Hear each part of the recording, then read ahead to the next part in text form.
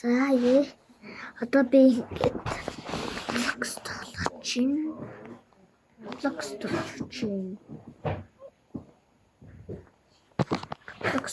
чинь. Тэгээд одоо би ингээд Roblox руу тоглож байгаа.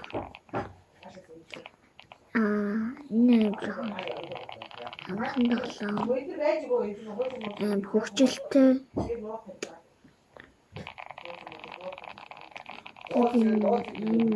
энийг амар удаан тоглож байгаа. Тэгээд танартай тэгээд бичлэг ингээд тоглож чадчихсан.